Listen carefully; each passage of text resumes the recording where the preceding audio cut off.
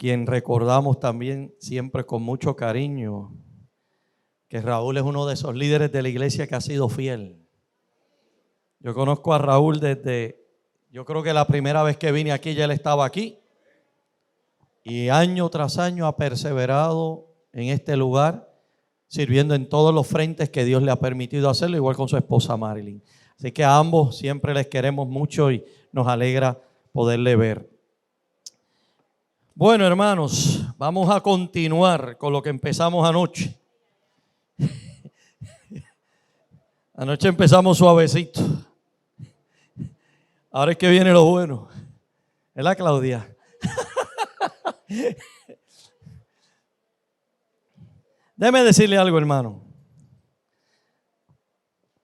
Lo que comparto con ustedes lo hago con mucha humildad, con mucho amor, con mucho respeto.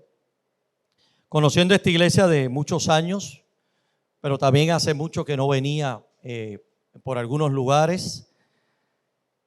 Donde más habíamos permanecido en un momento dado fue en el área de San Cristóbal, con la iglesia de Guaynabo, que por más o menos unos 7 años estuvimos yendo allí consecutivamente mientras era pastor allá, a trabajar en los Molinas y a trabajar en los Toros en aquel momento.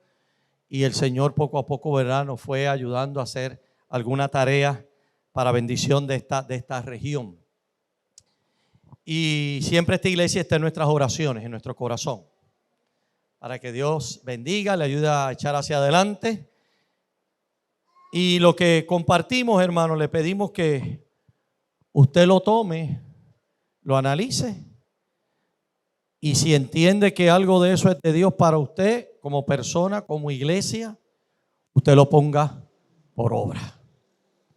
Por ahí quiero, ¿verdad?, comenzar en esta mañana.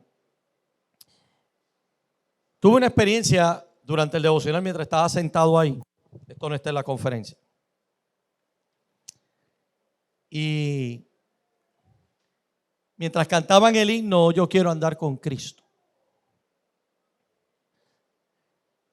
Y el Espíritu me tocó. Y lo digo así, hermano, porque hay una cosa que yo identifico del Espíritu en mi vida, porque para eso es la experiencia del crecimiento de la vida cristiana, identificar cuando Dios está conectando con uno. Y el Espíritu a mí me pone a llorar. Y yo empezaron a salir algunas lágrimas y fue con ese himno. Yo crecí con ese himno.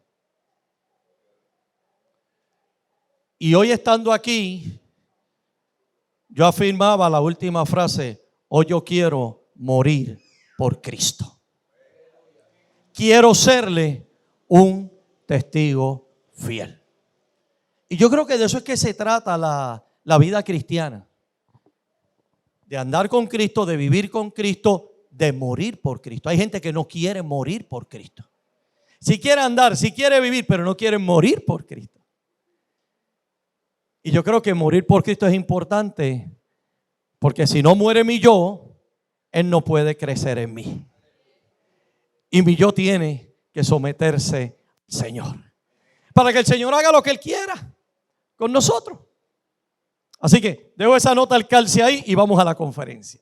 Ustedes han escogido un tema muy pertinente para este tiempo: edificando una iglesia arraigada en la palabra de Dios. Y este tema es muy necesario, hermano. La iglesia a través de la historia ha ido perdiendo unos elementos que son fundamentales y claves. Al decir la iglesia, me refiero a lo que decía anoche, a usted y a mí, porque como dije en la charla pasada, la iglesia es la gente que cree en Jesús como Señor. Usted y yo somos la iglesia. Y eso quiere decir que usted y yo, lo que yo estoy afirmando aquí es que usted y yo quizás hemos dejado algunas cosas en el camino que es necesario retomarlas. Hay cosas que han cambiado. Cuando usted lleva muchos años en la vida de la iglesia, usted y yo decimos: las cosas han cambiado. La iglesia no es la misma. Es que no puede ser la misma. No puede ser la misma. Si no, algo está fallando. Tiene que haber un cambio, tienen que haber cosas que sean nuevas, porque la iglesia es dinámica. La iglesia no es estática. es dinámica, es acción. Por lo tanto, la iglesia no puede ser la de antes. Antes cantábamos muchos esos himnos, o yo quiero andar con Cristo. Hoy cantamos otras cosas, pero seguimos llevando el mismo mensaje, de una forma o de otra. No es que uno haya sido mejor y otra peor. Cada tiempo tiene su lugar. Por lo tanto, sí hay cambios. Unas cosas quizás han sido lamentablemente para mal, pero otras, la mayoría, han sido para bien. Pero definitivamente ni usted ni yo somos los mismos. Ya Canario está más viejo.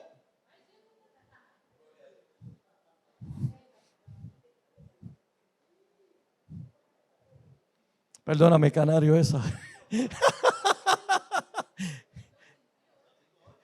Lo sintió, yo lo vi ahí como que hizo.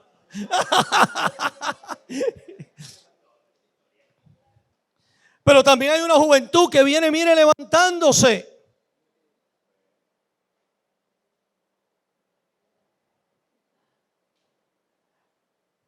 Entonces, hermanos, mire, ha cambiado la manera de la adoración. Antes nuestros servicios eran más tradicionales, más... No ha perdido la estructura, pero ahora el servicio es distinto. Quizás no tiene todos aquellos detalles que seguíamos en los servicios regulares y van teniendo algunos cambios. Eso no es malo. Los tiempos cambian. Las generaciones son distintas.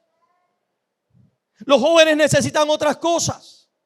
Y la iglesia tiene que abrirse a ese cambio también. La música ha cambiado. Antes a lo mejor, yo me acuerdo en Puerto Rico, que antes en los servicios a veces lo que había era un piano. O un piano con un órgano.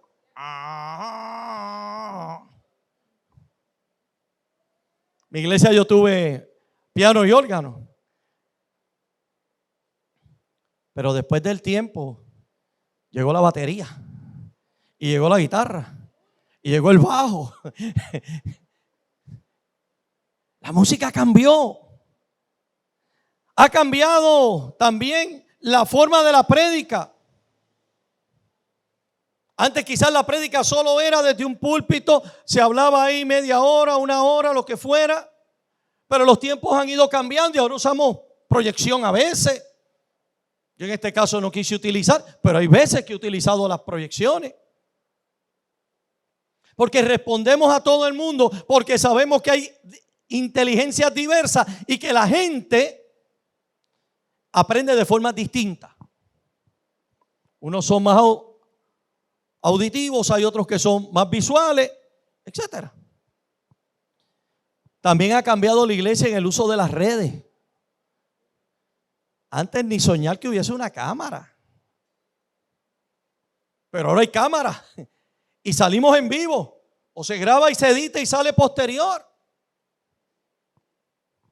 Los tiempos cambian. Mire, la preparación de los hermanos en la congregación en torno a la Biblia ha crecido. Antes la gente conocía menos de la palabra. Ahora la gente conoce más de la palabra. Y hay institutos.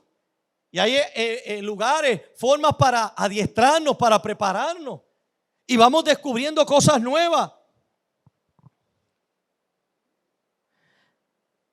Las personas preguntan más sobre la palabra, sobre la fe. Pero si algo no cambia, es la palabra de Dios, como dice Primera de Pedro 1:25, mas la palabra del Señor permanece para siempre. Y esta es la palabra que por el Evangelio os ha sido anunciado. Todo cambia menos la palabra. La palabra permanece. El contenido, eso es lo que estoy tratando de decir. El contenido, la enseñanza sigue siendo el mismo. Porque Dios es el mismo ayer, hoy, por todos los siglos. Y hermano, habiendo dicho esto, creo que entonces puedo, poniendo esta base, comenzar a mirar algunos elementos del tema que necesitamos comprender para poderlo entender. Y hay unas palabras importantes en este tema: arraigados y edificados. ¿Qué es eso de arraigar y qué es eso de edificar? Así que vamos a empezar por definir estos conceptos y me voy a ir primero al diccionario de la Real Academia Española. ¿Qué dice la RAE? Arraigar en el diccionario es definido como echar raíces. Anoche Canario lo dijo. Echar raíces. También en wordreference.com, ¿vieron? El inglés y lo virtual. Dice que es hacerse muy firme y difícil de extinguir o extirpar un afecto, virtud, vicio, uso o costumbre. Eso también es arraigar. Me llamó la atención de esta definición que dice vicio. Hay arraigos que son negativos, pero hay arraigos que son positivos. Y eso es importante saberlo, porque usted se puede arraigar a algo que no debe arraigarse. Es decir, arraigar es que son enseñanzas, costumbres, formas de actuar que se han pegado, mírenlo así, se han pegado firmemente en nuestras vidas. Esto es que hemos echado raíces, puesto un fundamento permanente de algo recibido que se hace firme en nuestras creencias, actitudes y estilo de vida. Aquí me detengo porque dice algo recibido. Quiere decir que nosotros arraigamos cosas que vamos escuchando de otros, recibiendo de otros, aprendiendo de otros. Mire, la iglesia no nació ayer. La iglesia nació hace muchos años. Y la iglesia es lo que ha venido formándose a través de los años. Lo que empezó con Choy, con Doña Iris. Y de ahí pasó a los próximos. Acá a Damaris y Seijo. Luego a Laura Maldonado. Allá después de Doña Iris, ¿quién vino? Hilario. Aquí vino después Canario y después Hilario. Y después Hilario fue allá y después Canario fue allá. Todos han ido sembrando algo dentro de la vida de la iglesia. Y los menciono ellos dos porque son los dos más viejitos de aquí del grupo. Los más veteranos es lo que quiero decir.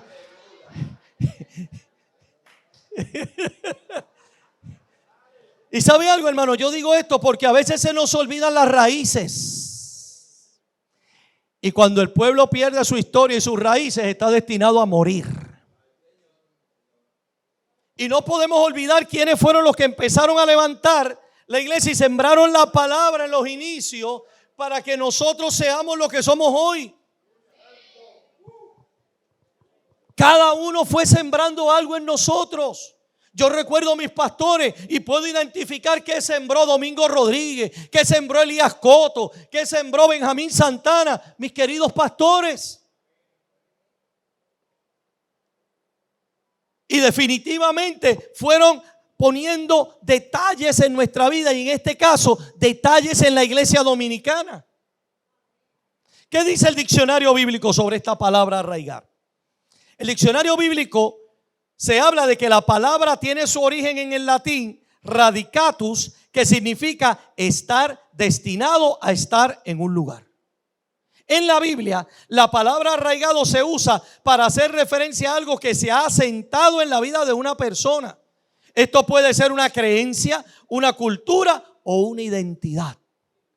Algunos versículos en la Biblia hablan de la necesidad de arraigar una religión y una cultura en la vida de una persona, como en el libro de Jeremías, donde se dice: arraíguense en el Señor sus hijos y busquen su salvación todos los días. Además, la palabra arraigado también se usa en la Biblia para referirse a la relación de una persona con Dios. Esto significa que la persona está profundamente arraigada en su fe y su relación con Dios. Y esto se ve en el libro de Romanos cuando Pablo dice: no somos como los demás que se desvían, sino que somos arraigados y apoyados en Cristo. Por último, la palabra arraigado en la Biblia también se usa para referirse a algo que se ha hecho parte de la vida de una persona. Esto puede ser una costumbre, un hábito o una forma de pensar. Esto se ve en los libros de Hebreos, como dice: esforcémonos por mantener nuestra confesión de fe, pues somos arraigados en el amor de Cristo. En resumen, la palabra arraigado es una palabra muy importante en la Biblia y se usa para describir algo que se ha asentado firmemente en la vida de una persona. Puede ser una creencia, una cultura, una identidad, una relación con Dios o algo que se ha hecho parte de la vida de una persona. Esta palabra nos recuerda el compromiso que tenemos con Dios y el amor que debemos tener por Él. ¿Qué es edificar entonces? Edificar por su parte se define, según el diccionario de la Real Academia Española, hacer o construir un edificio o mandarlo a construir. Fíjese que edificar no tiene que ser que yo lo haga, sino que yo lo puedo hacer o puedo mandarlo a alguien a hacer. El significado bíblico, ¿cuál es? Tiene su origen en el latín a edificare, que se traduce como fabricar, hacer un edificio o mandarlo a construir. Sin embargo, en las Escrituras también es utilizado como infundir en alguien sentimientos de piedad y virtud. En el Nuevo Testamento se aplica a la construcción de la iglesia y de sus miembros que tienen a Cristo como piedra angular. Según el apóstol Pablo, edificar es utilizada como una metáfora para aludir el proceso de construir el edificio espiritual, que es la perfección del alma del seguidor de Cristo. Con todo, la idea de construcción aparece en otros lugares de las Escrituras en metáforas como la de la torre. Así que ya hemos definido estos conceptos. Ahora, ¿qué implica estar arraigado y edificado en Jesús? Vamos a ponerle carne a esto. Ya entendimos lo que es arraigar, echar raíces. Ya entendimos lo que es edificar, es construir. Puede ser en una forma de una torre, un edificio o nuestra propia vida. Ahora bien, ¿qué es esto de estar arraigado? Como bien describe la definición, es estar pegados, unidos, enraizados, en este caso, a Jesús. Y esto implica, hermanos, que ponemos nuestra vida totalmente en Jesús para permanecer en Él por siempre. Pero más aún, que ponemos nuestra vida, fundamento y creencias en la palabra enseñada por Jesús y dejada por escrito en las Sagradas Escrituras. Al decir que la iglesia está arraigada a la palabra, estamos afirmando que hemos recibido una enseñanza que debe penetrar nuestra vida y permanecer en nosotros. Lo que estamos afirmando es que debemos sembrar nuestra vida, echar raíces en el único fundamento que da vida, que crece y se desarrolla, que es la palabra enseñada por Jesús. Así que, hermano, lo que estamos tratando de decir es que cuando decimos que estoy arraigado en la palabra, es que yo he decidido echar raíces en el Señor. Es que yo he decidido pegarme a Cristo, pero más que a Cristo, a la palabra de Cristo. Hacerla mía, poseerla, para que se mantenga en mí por siempre y para siempre. Pero no solo eso, para que me dé fundamento, para que yo pueda permanecer. Hermano, el que no se arraiga a la palabra no permanece. Tarde o temprano cualquier viento de doctrina se lo lleva. Y es lo que hemos visto muchas veces en la iglesia, que a veces decimos: adiós, hermano fulano dejó la fe. Hermano fulano se fue de la iglesia, pero sí se fue hasta líder. A veces llegan a ser líderes y no permanecen. Y hermano, esto es serio, porque aquí se nos va la vida de la iglesia. Porque el problema es que cuando un líder que creemos que está firme, que estuvo ahí en la iglesia y se nos va, el que es más débil dice: espérate, si fulano se fue, pues yo me voy también.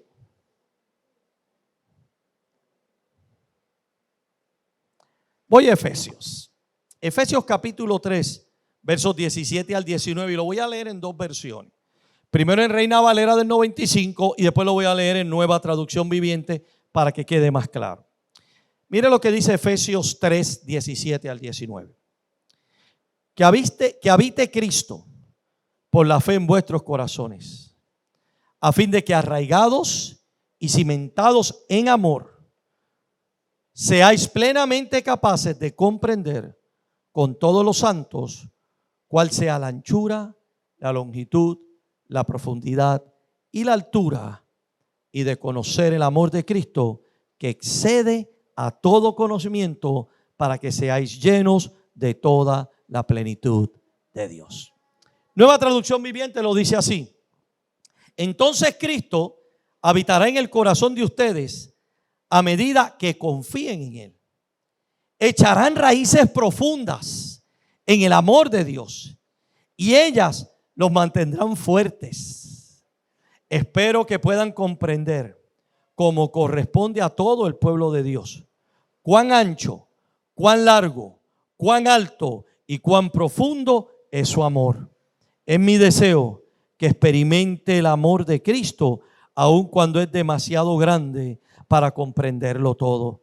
Entonces serán completos, plenitud, con toda la plenitud de la vida y el poder que proviene de Dios.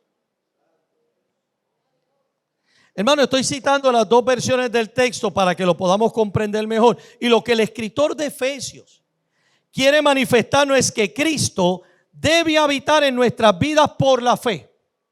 Solo Cristo habita en ti y en mí si confiamos plenamente en Él. O sea, el primer paso es venir a la fe, creer en Cristo y que Él habite en nosotros cuando usted cree por medio de la fe.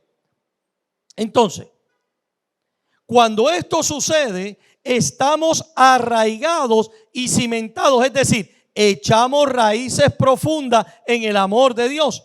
Quiere decir que en lo que nos arraigamos, en donde echamos raíces, es en el imitar el amor de Cristo que excede a todo conocimiento.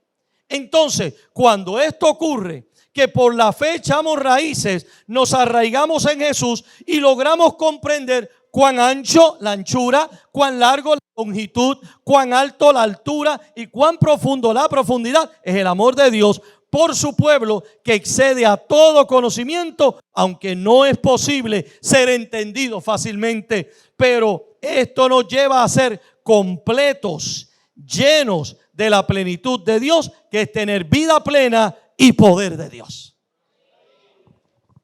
O sea, yo no me puedo conformar con llegar a la fe. Conocí a Cristo, ok, eso es todo. Yo llegué a Cristo, pero debe haber un proceso que la iglesia debe provocar y crear, un discipulado, una profundización en la palabra, conocer los principios fundamentales, las creencias básicas, para echar raíces profundas, para que nada me mueva del caminar con Cristo. Yo a veces pienso, hermano, que una de las debilidades de la iglesia, y hablo de la iglesia en general en el mundo, es que las iglesias no tienen programas de discipulado adecuados. Ahí es que está el problema. Miren, Puerto Rico, y lo voy a decir así, con mucha candidez y con mucha transparencia. Uno de los problemas de la iglesia Discípulos de Cristo en Puerto Rico es que la mayoría de nuestras iglesias no tienen programa de discipulado formal. O sea, me convertí, le doy una clasecita de bautismo y enseguida para la corriente regular. A tomar las clases con los adultos, a tomar las clases con los jóvenes. Y usted tiene muchos creyentes nuevos sentados que allí están hablando. Y entonces, la gracia de Dios. ¿Qué es la gracia? Y entonces usted comienza a crecer en el evangelio. ¿Cómo se crece?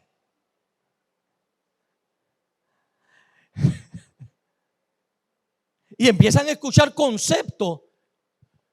Y la gente a preguntarse, ¿qué es eso? Esto nadie me lo explicó. Las iglesias, ¿verdad? Y eso no está necesariamente ahí, pero yo se lo voy a decir ahora. Las iglesias tenemos que desarrollar programas de discipulado serio para formar la iglesia adecuadamente.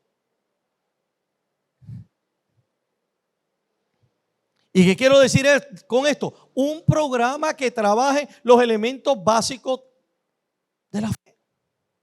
Mire, cuando yo pastoreé en Guaynabo Pueblo y en Cerro Gordo, en ninguno de los dos había ese programa. Y uno de mis proyectos fue desarrollar una clase de discipulado. ¿Y qué dábamos? Mira, había un panfletito sencillito de Pablo Jiménez, 12 lecciones básicas para nuevos creyentes. Y ese librito yo se lo daba en 6 meses a todo el que llegaba nuevo a la iglesia. ¿Ah? ¿El qué? Que le consiga partes. Lo hacemos. Camino al discipulado se llamaba. Pablo tenía muy claro, Pablo Jiménez, no el de la Biblia, el doctor Pablo Jiménez, o reverendo Pablo Jiménez, tenía muy claro que el discipulado era clave, y cuando él fue pastor asociado de Elías Coto Cruz, creó ese manualito que hasta el día de hoy todavía se usa en nuestras iglesias. Y le estoy hablando de más de 30 años. Pero lamentablemente a veces en las iglesias no se creaban esos espacios. Y hay que crearlo. Porque si no discipulamos, ¿en qué se van a arraigar? En lo que recogen el camino. Y le hacemos más difícil el crecimiento a la gente. Cierro el paréntesis. Entonces, el punto de partida para que se desee arraigarse es que pongamos la fe en Cristo totalmente, sin duda, permanentemente y confiados en Él, aprendiendo de su vida la forma correcta de vivir esta y proyectarla a otros para que también crean en Él. Pero uno de esos fundamentos, y el principal, es que el amor debe estar con nosotros. Debemos comprender ese amor de Cristo, ya que Dios es amor, primera de Juan, y vivir en amor mostrando a toda persona, y que nuestra vida sea un testimonio de su perfecto y extraordinario amor que supera el entendimiento humano. Por eso el texto indica que Cristo habite en nosotros, para que entonces podamos estar arraigados y cimentados en esa fe que nos lleva a ser como Él, y eso es depender y vivir por su palabra. Mire, un fundamento clave en la vida cristiana para que tenemos que arraigarnos es que Dios es amor. Y que la iglesia tiene que trabajar desde esa plataforma principal, el amor. No el juzgar, no el criticar, no el atacar. Y ese ha sido otro error de la cristiandad en el pasado, que se ha superado bastante, pero hay que seguir trabajando eso. Que mucha gente se envió para el infierno. Y usted no es Dios para mandar para el infierno. El que determina quién va al cielo y al infierno, ¿quién es? ¿Quién es? ¿Quién es? Pues porque usted lo manda para el infierno. Digo, ustedes no hacen eso. Otros lo hacen. Pero el problema es ese. Vivimos la vida mandando a la gente al infierno. Estás en pecado, estás mal. Achichárrate, a quemarte, a la hoguera. Cuando nuestra actitud debe ser: Dios te ama, Cristo te ama y Él te puede restaurar. A eso tenemos que arraigarnos, porque el estilo de Jesús fue ese.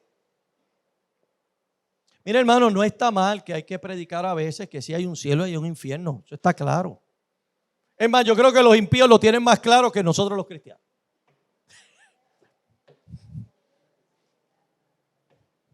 Y nosotros a veces le estamos recordando eso.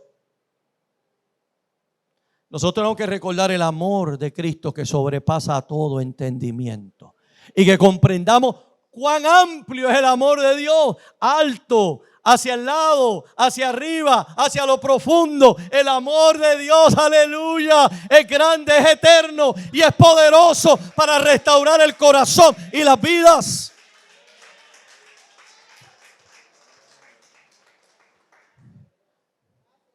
Hermanos, tenemos que arraigar a la gente en el amor de Dios, y eso es un principio fundamental que está en la palabra de Dios. Seguimos.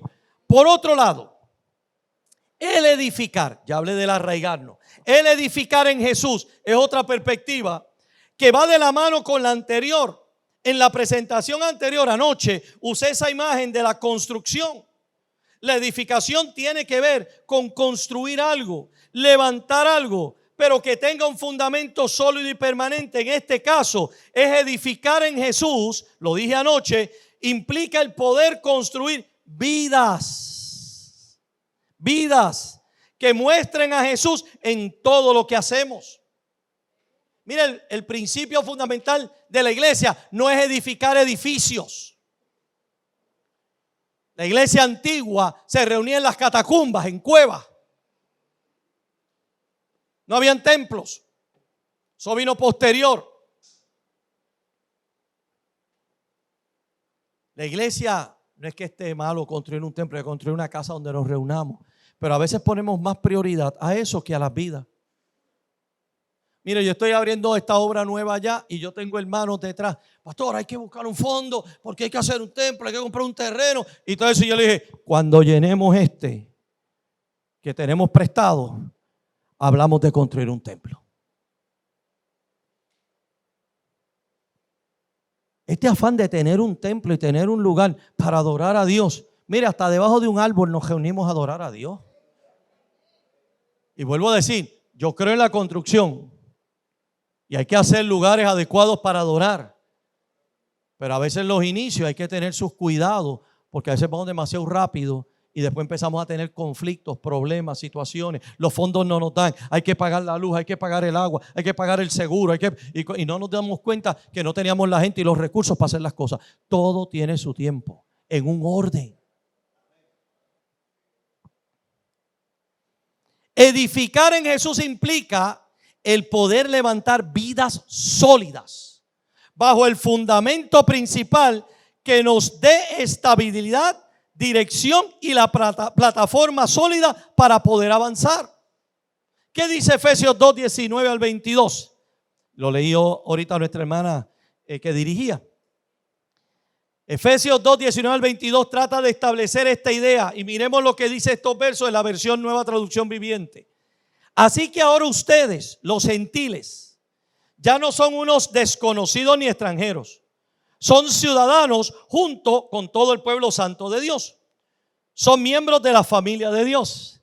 Juntos constituimos su casa, la cual está edificada sobre el fundamento de los apóstoles y los profetas. ¿Sobre qué fundamento? El de los apóstoles y los profetas. Y la piedra principal es Cristo Jesús mismo. Estamos cuidadosamente unidos en Él y vamos formando un templo santo para el Señor. Por medio de Él, ustedes los gentiles, eso somos nosotros, también llegan a formar parte de esa morada donde Dios vive mediante su Espíritu. Mira, hermano, aquí se está atendiendo la situación, principalmente para que entienda el texto, de divisiones entre los gentiles y los judíos. Pero precisamente establece que con Cristo esto cambió. Ya no hay separación. Ya no hay separación. Son un solo pueblo en Cristo. En otras palabras, la admisión de los gentiles implica que no hay miembros de segunda clase en la comunidad del pacto, sino que los gentiles gozan derechos completos en la familia de Dios con iguales derechos y privilegios.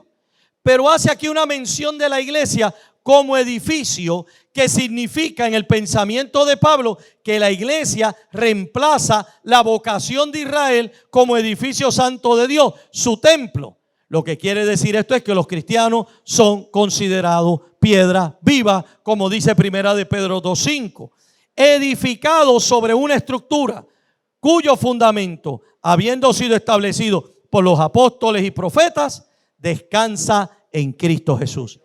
Ese testimonio de los apóstoles y los profetas es lo que Dios usa para construir el edificio. El resultado de que la iglesia esté asentada sobre un fundamento rocoso, como decía anoche, y creciendo como un organismo viviente. Efesios me encanta porque Efesios es el pequeño evangelio.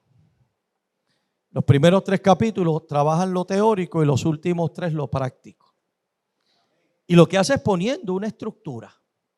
La iglesia está edificada sobre un fundamento fuerte y sólido, que lo dije anoche, es las enseñanzas que comenzó con Dios. Escuche bien, con Dios en Génesis. Cuando en medio del caos, cuando en medio de la creación, la palabra de Dios era suficiente para crear. Y dijo Dios, sea la luz, y fue la luz. Génesis 1:3. Ya la palabra de Dios era poderosa, que de mencionar lo que quería era hecho, y sigue siendo poderosa, creando en medio de su pueblo. Por otro lado, los patriarcas, de ahí pasó a los profetas, siguió con los apóstoles, y todo esto viene de lo que Jesús nos enseñó y nos modeló. Mira, hermano, este texto es tan poderoso porque este texto lo que nos está tratando de decir es: había un fundamento puesto desde el principio, y el fundamento no es otro que la palabra emitida por Dios. Dios desde el principio comienza a creer, y Dios dijo y fue hecho. La palabra de Dios es poderosa y suple a todo en la vida. Pero luego de eso vino una enseñanza que, como bien dice este texto, vino a través de los apóstoles y los profetas. Mire la palabra que Dios dio a Moisés, la palabra que Dios dio a Josué, la palabra que Dios dio antes de eso a Samuel, la palabra que Dios dio a David, la palabra que Dios dio a Salomón. Hermano, hay una secuencia. La palabra de Dios se sigue manifestando una y otra vez. Una y otra vez. Desde el principio de todas las cosas, la clave ha sido la palabra que Dios ha dado para guiar el pueblo y para que el pueblo ande en seguridad en el propósito de Dios.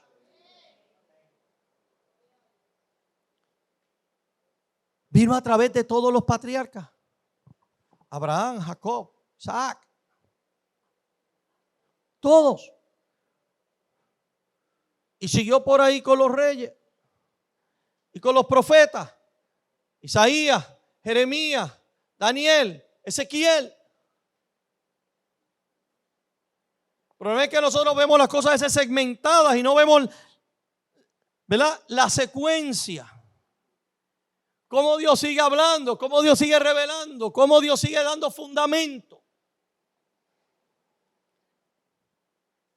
Hasta que llegó Jesús.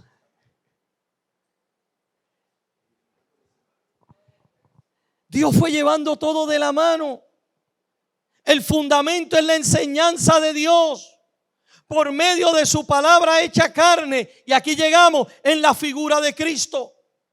Precisamente el evangelista Juan nos declara esto en Juan 1, del 1 al 5.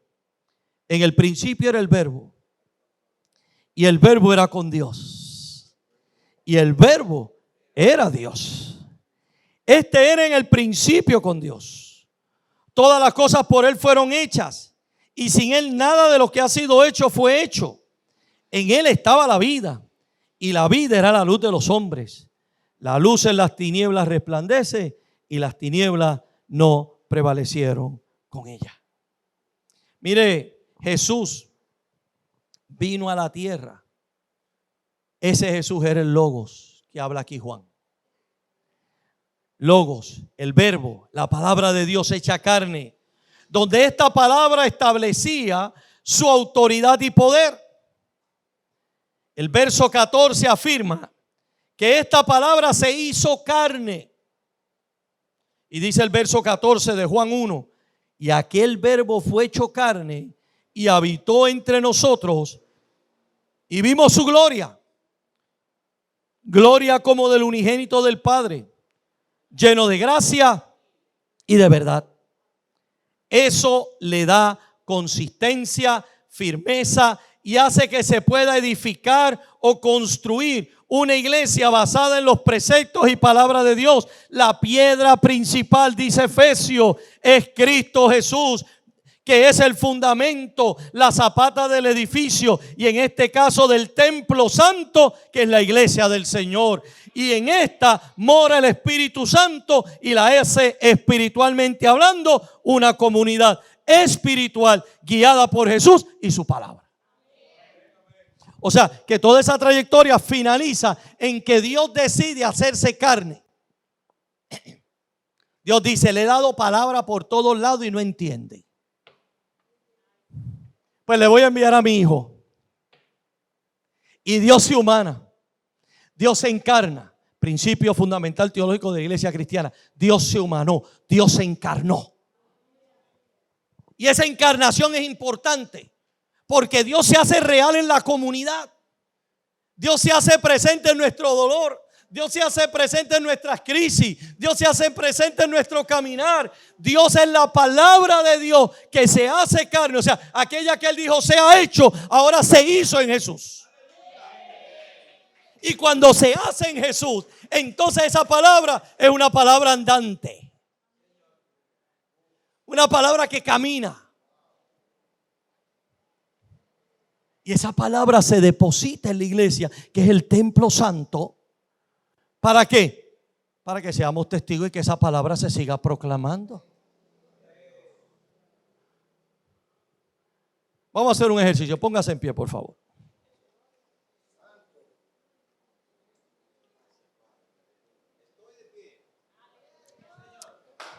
¿Está de pie? Pues de unos pasitos. Empieza a caminar. Usted en la palabra de Dios caminando y diciéndole a otro, Dios se encarnó. Dígaselo al otro, Dios se encarnó. Dígale al otro, la palabra de Dios es viva y eficaz. Alabado sea su nombre. Denle un aplauso al Señor. No se siente. Hermano, cuando Jesús vino a la tierra, la palabra de Dios se humana. Entonces ya no es solo una palabra escrita. Como dije ahorita, es una palabra andante. La palabra no vino para quedarse solo aquí. La palabra es viva y eficaz. Y la palabra se pone en Jesús para que Jesús la proclame con su testimonio, con su vida. Pero a la vez que entonces usted y yo aprendiéramos, en este caso primero los apóstoles. Por eso dice, estamos edificados en los apóstoles. En los apóstoles, para que los apóstoles la proclamaran y para que usted y yo la pudiéramos recibir, que somos los gentiles, y de dos pueblos hizo uno, para que entonces todos seamos el pueblo santo de Dios por medio de Cristo Jesús. Puede sentarse ahora.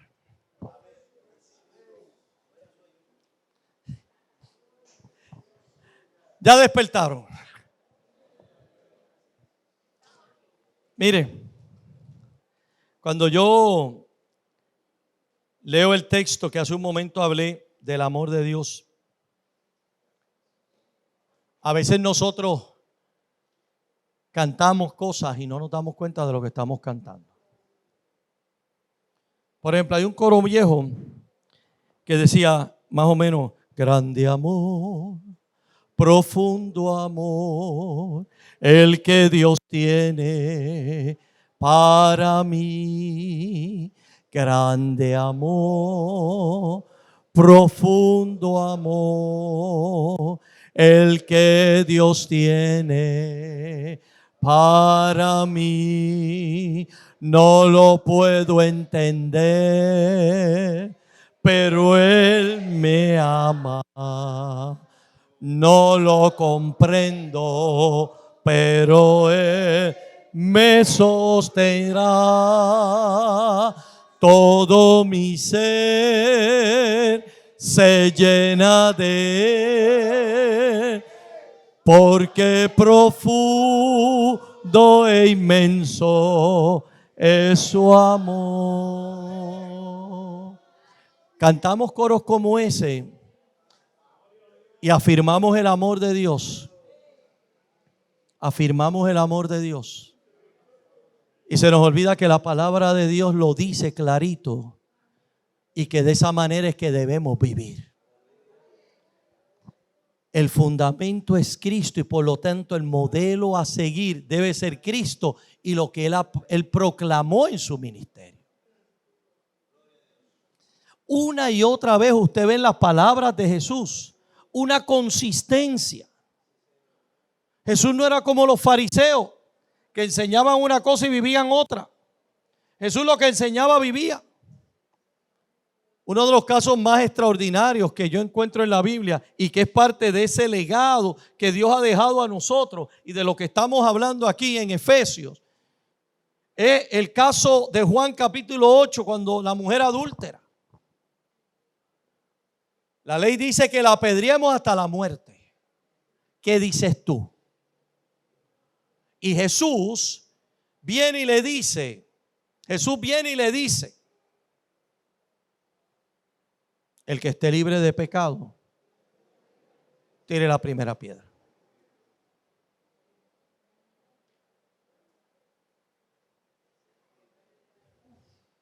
Y se dobló a escribir en tierra.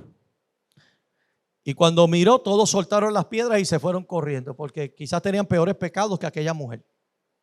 Es lo que se interpreta.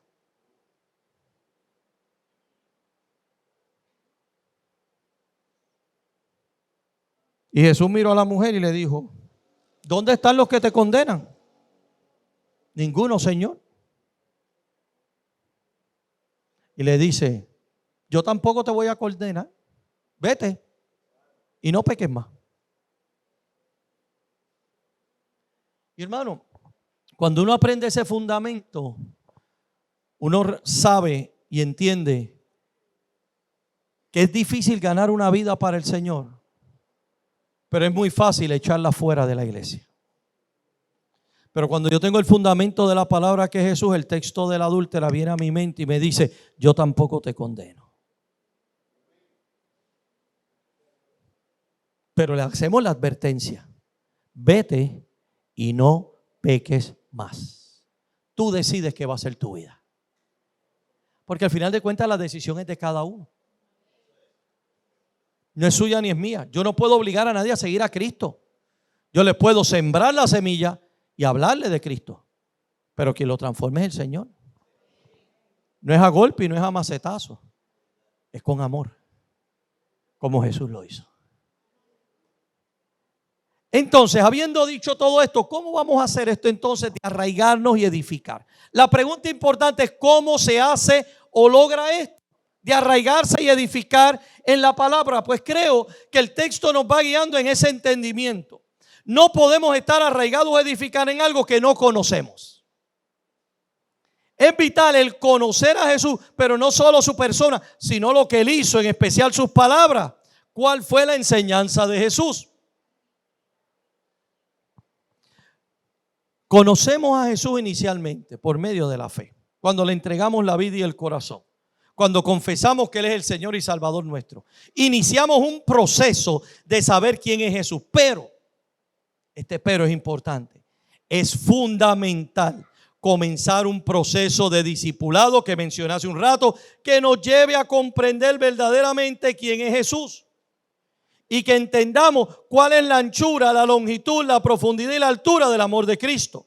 Es pegarnos o echar raíces sobre un fundamento que llega a conocer que el amor de Dios sobrepasa todo entendimiento. Y que ese amor es la esencia y fundamento del creyente y la iglesia del Señor. Hermano, el programa de discipulado es clave para poder instruir a la gente en qué. ¿Quién es Jesús? ¿Quién es el Padre? ¿Quién es el Espíritu Santo? ¿Qué es la palabra? ¿Qué es el bautismo? ¿Qué es la cena del Señor? ¿Cómo crecemos en el Evangelio? ¿Cómo estudiar la palabra? ¿Qué es el pecado? En fin, elementos claves, básicos, fundamentales, que a veces hay cristianos viejos en el Evangelio que les preguntamos y no lo saben definir.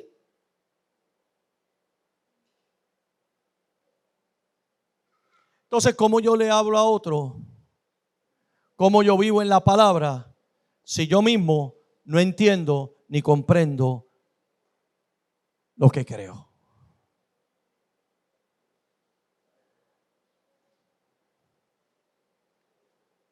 Y hermano, le digo esto porque hay cristianos viejos. Y esto es allá en Puerto Rico. Hay cristianos viejos. Y esto es allá en Carolina del Sur. Que uno le pregunta, ¿qué son los dones del Espíritu? Y no se lo saben definir. Eso es como un fuego que me quema, me peluco. Ese es el don. Ese es el don. Es una manifestación que tú estás teniendo.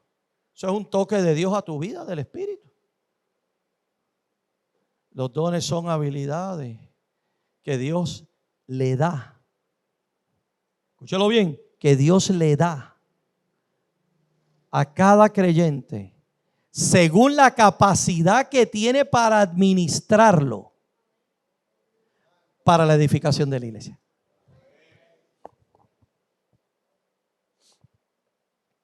Y a veces el Espíritu parece que es un fuego, lo que hace es darle bofetada a la gente. Y no edifican a nadie.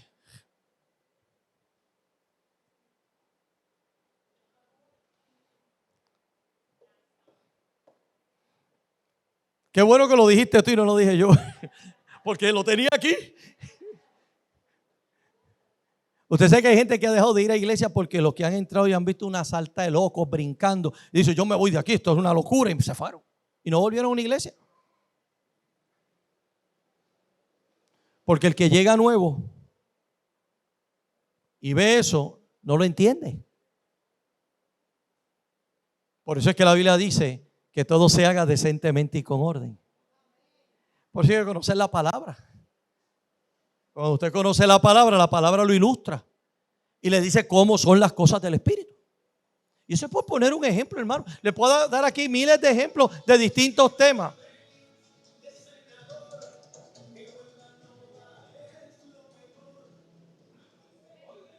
Eso no es lo mejor. No sé de qué partido es, pero eso no es lo mejor. Me está interrumpiendo.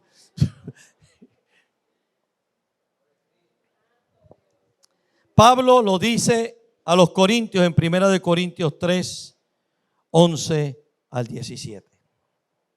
Y lo cité anoche y lo vuelvo a citar hoy. Porque nadie puede poner otro fundamento que el que está puesto, el cual es Jesucristo. Y si sobre este fundamento alguno edificare oro, plata, piedras preciosas, madera, heno, hojarasca, la obra de cada uno se hará manifiesta, porque el día la declarará, pues por el fuego será revelada, y la obra de cada uno, cual sea, el fuego la probará. Si permaneciere la obra de alguno que sobreedificó, recibirá recompensa. Si la obra de alguno se quemare, él sufrirá pérdida, si bien él mismo será salvo, aunque así como por fuego. ¿No sabéis que sois templo de Dios y que el Espíritu de Dios mora en vosotros? Si alguno destruyere el templo de Dios, Dios le destruirá a él, porque el templo de Dios, el cual sois vosotros, santo es. Y esa palabra es dura. Dios lo destruirá a usted, porque es un templo santo del Señor. Esto nos revela que solo hay un fundamento, que es Jesucristo. Así que somos, como ministros del Evangelio, constructores con permisos restringidos. Esa me la dio el Espíritu. Esa no vino de ningún libro, esa vino de arriba. Usted tiene permiso restringido para edificar solo sobre un determinado fundamento. Dice un comentarista, y esto sí lo dice un comentarista, que la originalidad se reduce en arquitectura al diseño del plano básico. Así sucede con el Evangelio. Ningún ser humano es el autor de la revelación original, sino solo Dios, a través del sabio plan del Padre, por medio de la diligente obediencia del Hijo y la poderosa obra del Espíritu Santo. Mire, la revelación es de Dios, no es suya ni es mía. Así que usted y yo tenemos permisos restringidos como constructores.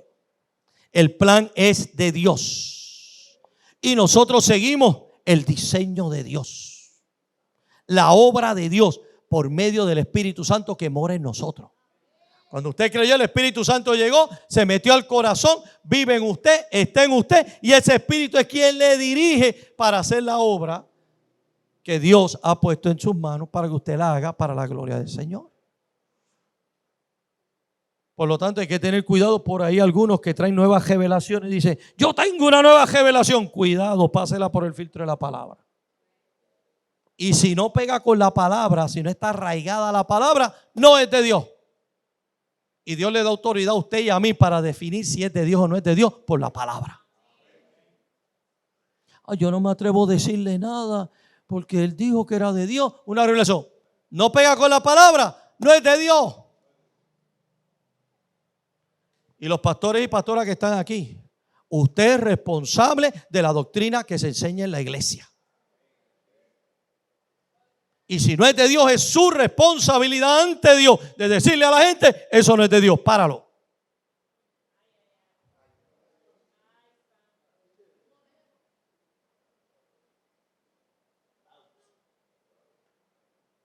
¿Usted quiere obispado? Dura cosa desea. Y si usted es el pastor o la pastora de la iglesia, el Señor le ha dado la autoridad, lo ha capacitado para que usted como pastor detenga aquello que no es de Dios. Y hermano, eso es importante porque si no puede estar viniendo alguien a poner otro fundamento. Y eso no se puede permitir en la iglesia del Señor. Y hermano, uno lo dice porque en la trayectoria de la vida uno ha escuchado tanta gente con supuestas revelaciones que si usted le da paso, le destruye la iglesia. Se vuelve una locura. Y hay que tener cuidado con esas cosas. Es decir, el plano lo dio Dios y puso el fundamento que es su Hijo Jesucristo con su palabra y enseñanza para construir sobre el fundamento de un edificio con materiales resistentes como puede ser el oro, la plata o las piedras preciosas, y es necesario enseñar una sana doctrina y vivir siendo fieles a la verdad y de esa manera conducir a los conversos hacia la madurez espiritual. Por lo tanto, es llegar a la fe, conocer verdaderamente quién es Jesús. Por otro lado, conocer la doctrina, que es la palabra transmitida por Jesús con su palabra y la escritura, y entonces edificar una vida, un templo santo sobre ese fundamento que perdure y nos haga crecer para llegar a ser cristianos que tengamos el carácter de Cristo. Quiere decir entonces, hermanos, que el primer fundamento el fundamento lo pone Dios, el plan es de Dios y usted y yo es ejecutarlo. Pero para ejecutar eso tenemos que conocer, saber la palabra. Así que pastores y pastoras, vuelvo a hablarle a los pastores y pastoras. Métase en la palabra. No es decir, le he leído 3 veces de tapa a tapa completa. No, es conocerla. Y obviamente no es que usted se lo sepa todo. Mire, yo tranquilamente, a mi hermano me han hecho una pregunta y qué cosa yo no sé. Déjame investigar.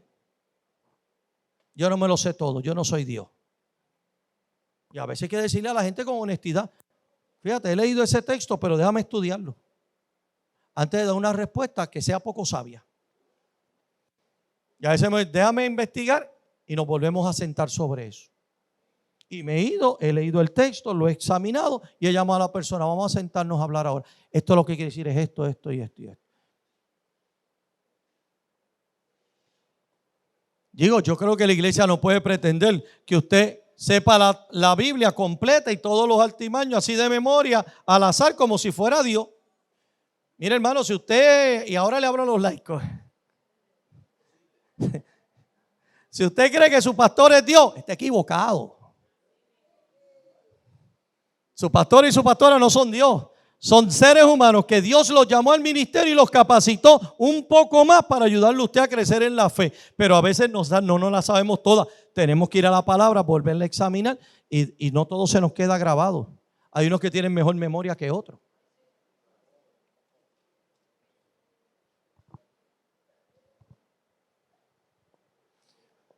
Pero en resumidas cuentas, hermano, lo que estoy tratando de decir es que si el fundamento es Cristo, usted tiene que conocer cuál es el fundamento, la palabra, quién es Jesús, para poderlo transmitir a otros, vivirlo y enseñárselo a otros. Ahora bien, un elemento que creo que es importante y ustedes lo tienen bajo sus objetivos de esta convención. Un elemento importante en esa edificación es el uso de las disciplinas espirituales en nuestra vida. ¿Y qué es esto? Mire, las disciplinas espirituales son herramientas que Dios nos dejó para poder crecer en Él y afirmar nuestra vida de fe. Uno de los escritores más conocidos en este tema se llama Richard Foster, quien era un cuáquero, quien escribió un libro titulado Celebración o Alabanza de la Disciplina, hacia una vida espiritual más profunda. Y él indica en su libro que las disciplinas clásicas de la vida espiritual nos llaman a movernos más allá de la vida superficial hacia las profundidades. Nos invitan a explorar las profundas cavernas del reino espiritual. Eso es una cita directa del libro, que él lo dice así: ir a las cavernas del reino espiritual. Mire, no dije al principio, pero si usted tiene alguna pregunta o algo, creo que hay una sección después para eso. Así que usted anótelas y después las hace todas, que el pastor Canario se las contesta. Así que estas son prácticas que están en la Biblia, que Jesús mismo modeló y enseñó que debemos seguir nosotros para profundizar en nuestra relación con Él. Foster divide estas disciplinas en 3 áreas. ¿Y cuáles son estas? Las primeras son las disciplinas internas. Son 3: meditación, oración y ayuno. Y el estudio de la palabra. Son 4, perdón. Por otro lado, las disciplinas externas, las que son fuera, que son la sencillez, el retiro, la sumisión y el servicio. Y la última, las disciplinas colectivas, o sea, de toda la comunidad, que son la confesión, la adoración y la búsqueda de asesoramiento y la celebración. O sea, Foster nos habla de unas herramientas que están en la palabra, están fundamentadas en la palabra, que tienen que ver con el desarrollo de mi vida interior, de la vida externa, espiritual, y de la vida como pueblo, como comunidad de fe. Para nosotros es muy conocido la oración y el ayuno. Eso lo hablamos todo el tiempo. Oración y ayuno. Mira, hermano, para nosotros poder profundizar en la palabra, sí tenemos que sacar tiempo para orar y para ayunar. Tenemos que sacar tiempo para meditar en la palabra y para estudiar la palabra. Son 2 cosas distintas. Hay otro autor pentecostal llamado Roberto Amparo Rivera, fue un excelente pastor, teólogo y escritor. Escribió un libro que tituló Introducción a las Disciplinas Espirituales y habla de estas disciplinas como prácticas fundamentales para la vida cristiana. Pero él incluye en a la oración, el ayuno, la lectura contemplativa de las Escrituras, la ofrenda es una disciplina espiritual, la asistencia a la iglesia, otra disciplina espiritual, tiene que venir al templo, la meditación, la disciplina del perdón, el cuidado pastoral mutuo y la gratitud. Tiene algunas de Foster, pero incluye otras que son importantes, como puede ser el perdón, el congregarse y el ofrendar. Son elementos que a veces no vemos como disciplinas espirituales y lo son. Son necesarias para nuestro crecimiento espiritual. Amparo Rivera indica que el diccionario define hábito como la facilidad adquirida por la constante práctica de un ejercicio. Es sinónimo de costumbre, algo que por la práctica adquiere fuerza de ley hasta convertirse en una segunda naturaleza. Esto ocurre con la vida cristiana, que hay un conjunto de cualidades, inclinaciones y usos, es decir, costumbres que forman el marco de referencia de lo que es vivir la vida cristiana. Estas se conocen como disciplinas espirituales. Son disciplinas porque se practican, y escúchelo bien, regularmente como parte de nuestra respuesta normal de fe en obediencia a la presencia, poder y actividad de Dios. Son espirituales porque constituyen manifestaciones de la gracia en el pueblo de Dios. Y hermano, menciono esto porque si queremos arraigarnos y edificar en la palabra de Dios como creyentes, el desarrollo de estas disciplinas espirituales nos va a permitir conocer la palabra y crecer en esta. Fíjese que 2 de las disciplinas mencionadas tienen que ver directamente con la palabra. Esas quiero señalarlas. Por un lado está la meditación, es en la palabra, que es tener un tiempo devocional con un texto de la palabra sin hacer investigación. Es solo ver qué nos dice el texto a nosotros, pero hay otra que es el estudio de la palabra, que es profundizar en esta para que la podamos comprender y aplicar a nuestra vida. Roberto Amparo Rivera incluye lo que él llama la lectura contemplativa, que es parecida a la meditación. Pero ese ejercicio con la palabra tiene que ir acompañado de la oración, buscando dirección del Espíritu para entenderla, de la adoración, del congregarnos para estudiarla y escuchar la palabra del Señor.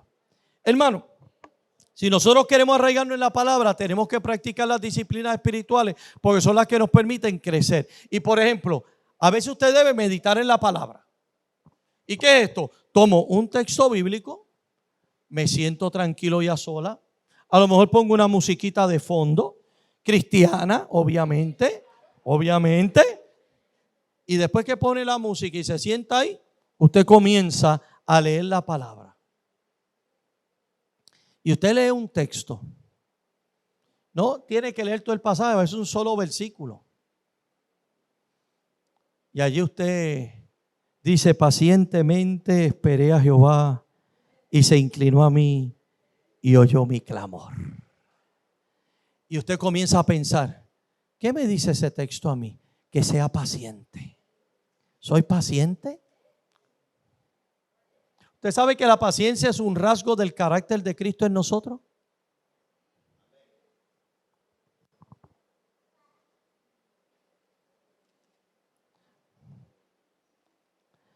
Déjeme buscarle un texto bíblico. Usted sabe que la paciencia es parte de tener el carácter de Cristo. Segunda de Pedro 1:5 dice lo siguiente: vosotros también, poniendo toda diligencia por esto mismo, añadid a vuestra fe virtud, a la virtud conocimiento, al conocimiento dominio propio, al dominio propio paciencia, a la paciencia piedad, a la piedad afecto fraternal y al afecto fraternal amor. Porque si estas cosas están en vosotros y abundan, no os dejarán estar ociosos ni sin fruto en cuanto al conocimiento de nuestro Señor Jesucristo. Pero el que no tiene estas cosas tiene la vista muy corta, es ciego, habiendo olvidado la purificación de sus antiguos pecados. Por lo cual, hermanos, tanto más procurad hacer firme vuestra vocación y elección, porque haciendo estas cosas no caeréis jamás. Ese texto, anótelo, segunda de Pedro 1:5, es excelente para estudiar lo que es tener el carácter de Cristo. Entonces usted se metió en la palabra y allá, ¿qué es paciente? Yo soy paciente. Y usted comienza a meditar en el texto. Pero esa paciencia me dice que espere en el Señor. ¿Sé esperar en el Señor? O soy muy ajorado que quiero hacer las cosas a mi manera, a mi forma, es ahora. Y el Señor está diciendo: con calma. Y Él se inclinó a mí, que Dios se dobló ante mí. Como cuando un papá se dobla ante el chico y le dice: ¿qué tú me estás diciendo? Esa es la imagen. Y oyó mi clamor.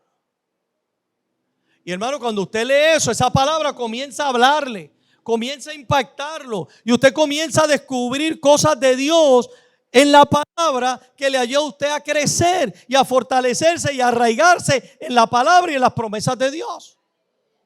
Pero hay otra manera: el estudio de la palabra. Tomó el texto y lo empezó a examinar.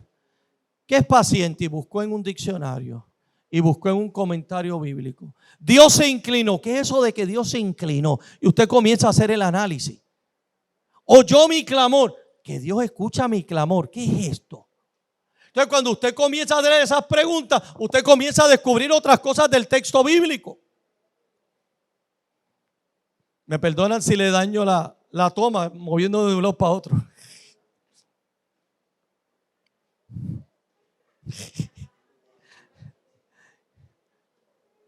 Que no me puedo quedar quieto.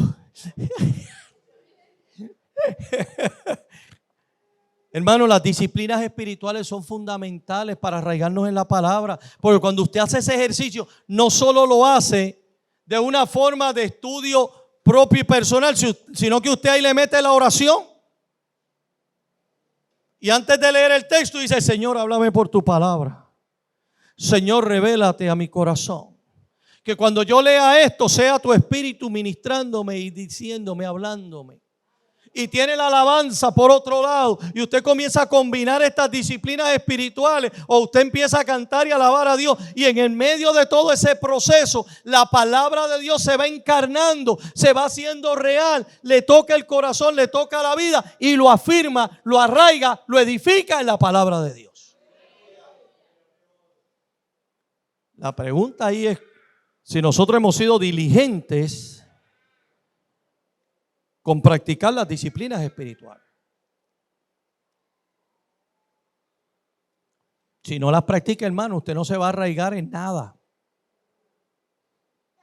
Porque las tiene que practicar para crecer. Por eso Jesús nos las mostró.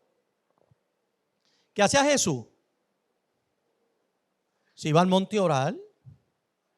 Pero no tome eso literal. Usted no se tiene que ir a un monte a orar. Usted puede orar en la sala de su casa.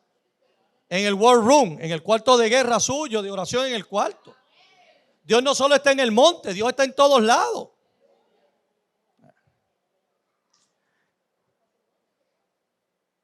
No limite a Dios. Dios habla donde Él quiere y como Él quiera. Y con el quien Él quiera.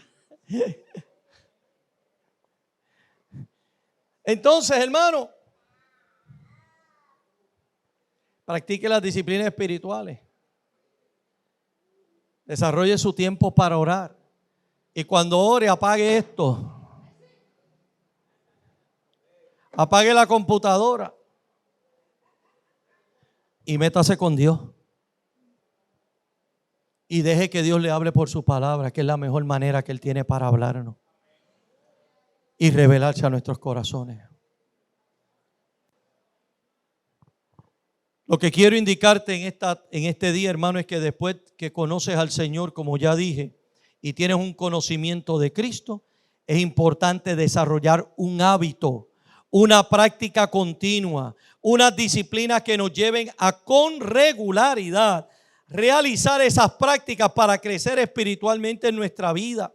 Y al hacer estas disciplinas espirituales, nuestra vida de fe se fortalece. Nuestro encuentro con la palabra en oración nos anima y nos arraiga en el Señor y su enseñanza, y así edificar una iglesia poderosa en la palabra y en las prácticas que nos acercan más a Dios y tener una vida espiritual más fuerte. Esto nos lleva a la madurez y a permanecer en la palabra de Dios.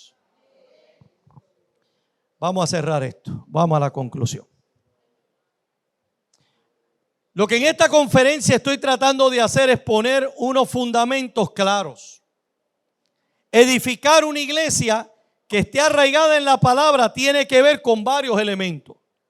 En resumen, lo primero que yo he querido hacer es entender los tres conceptos principales que son iglesia, edificar y arraigar. Por eso lo he definido entre la pasada presentación y esta. La iglesia son los que han creído en Jesús. Edificar es construir, levantar algo, sea estructuralmente un edificio o una vida o una persona. Además, arraigados es echar raíces, poner un fundamento sólido que permanezca bajo unas costumbres y formas de hacer las cosas, pero que parten de una palabra recibida y modelada por Jesús. Eso es lo que hemos hecho. Solo podemos ser una iglesia edificada por la palabra cuando hemos entendido quién es Jesús. ¿Cuál fue su misión? Poder percibir y entender cuál fue su mensaje, su obra, su ministerio. Una vez entendemos esto, lo podemos poner por obra y vivirlo, y así desarrollar un edificio, un templo santo en el Señor. Hermano, tenemos que meternos a examinar los 4 evangelios y entender quién es Jesús y cuál es su mensaje. Y si ya usted lo hizo, vuélvalo a hacer. Porque ese es nuestro fundamento. tenemos que entender claramente quién es Jesús y cuál es su palabra y cuál es su mensaje. Una vez entendamos eso, estamos listos para arraigarnos y para edificar. Esto, hermano, porque al conocer la verdad y hacerla nuestra, echamos raíces en ese fundamento. Nos arraigamos en esa palabra que fue emitida, predicada y vivida por Jesús de Nazaret, el Cristo. Por lo tanto, esa doctrina o creencia ya examinada, conocida y que se desprenden del testimonio de Cristo en la tierra, nos va a dar solidez, permanencia y poder para testificar de Jesús en medio de la comunidad de los creyentes y de los no creyentes. Fundamentados principalmente en el amor que excede a todo conocimiento. Esto entonces nos permite que cualquier viento de doctrina no nos arrastre y nos derribe, porque esas raíces y fundamentos son tan sólidos que no dejan que podamos sucumbir o abandonar lo que hemos creído. A su vez, nos lleva a practicar una vida espiritual disciplinada que se fundamenta en la palabra y nos lleva a la madurez en Cristo. La pregunta clave como iglesia son las siguientes. Luego, las preguntas clave son las siguientes. ¿Cuál es tu fundamento? Eso es algo importante que tú tienes que definir. Ese fundamento es Jesús y su palabra. Y hermano, esta pregunta es importante porque a veces creemos que conocemos a Jesús y que conocemos la palabra. Y hay gente que habla más del diablo y del Espíritu Santo que de Jesús. Y nuestros púlpitos tienen que estar impregnados de Jesús. Ese es el fundamento. Lo demás es parte. Y tenemos que hablar de ello. Mire, usted sabe una cosa, y hago un paréntesis aquí. Hubo un tiempo en Puerto Rico que hubo gente que predicaba, que oraba en nombre del Espíritu Santo. Y yo le dije, ¿en nombre de quién? ¿Quién es el que intercede por nosotros? Cristo. Tú oras en el nombre de Jesús.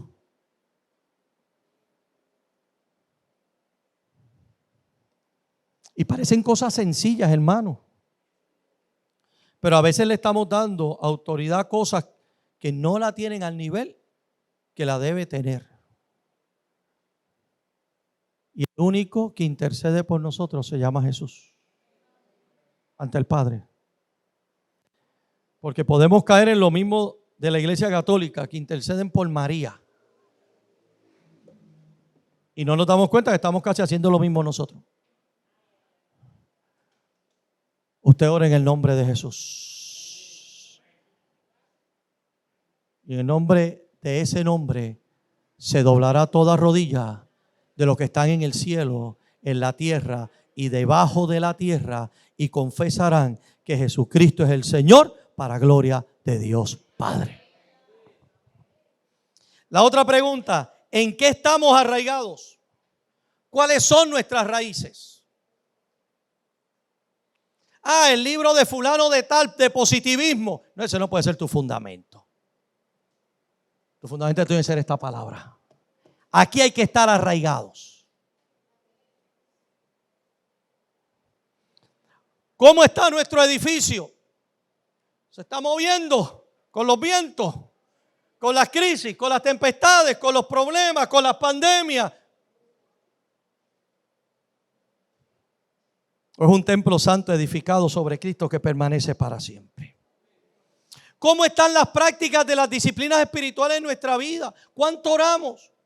¿Cuánto ayunamos? ¿Cuánto meditamos en la palabra? ¿Cuánto estudiamos la palabra? ¿Estamos ofrendando? ¿Estamos perdonando? ¿Estamos congregándonos?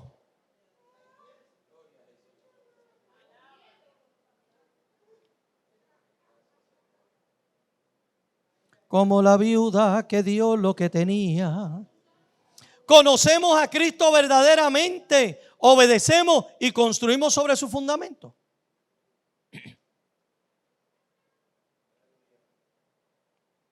¿Conocemos a Cristo verdaderamente? Sí, pastor, yo le entregué el corazón al Señor. No. ¿Conoces a Cristo verdaderamente? Si yo le entregué, no es eso. Yo sé que le entregaste el corazón. ¿Conoces a Cristo verdaderamente? ¿Quién es Cristo? Uno que murió en la cruz. Mire, le escuché al doctor Justo González en una convención de los discípulos de Cristo en Puerto Rico contar la historia de que en el famoso Bible Belt, el Bible Belt es el cinturón bíblico en Estados Unidos, que son los estados que están por ahí, Kentucky, Indiana, el mío mismo, el de Carolina del Sur, que era donde se dio los grandes avivamientos de la iglesia. Pues en un sitio por ahí, en uno de esos estados, va un muchachito y entra a una tienda y le dice al vendedor: oye, tú tienes por ahí, es algo que se pone aquí, es como una cruz que tiene un hombrecito. Una cruz con un hombrecito. En el Bible Belt, que se supone que son de los estados donde hay más iglesias, más enseñanza bíblica, una cruz con...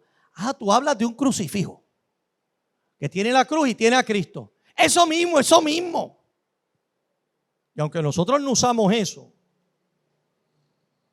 es una señal de cómo está el mundo. La gente no sabe que el que está en la cruz o el que fue a la cruz fue Cristo. Se le ha olvidado a la gente.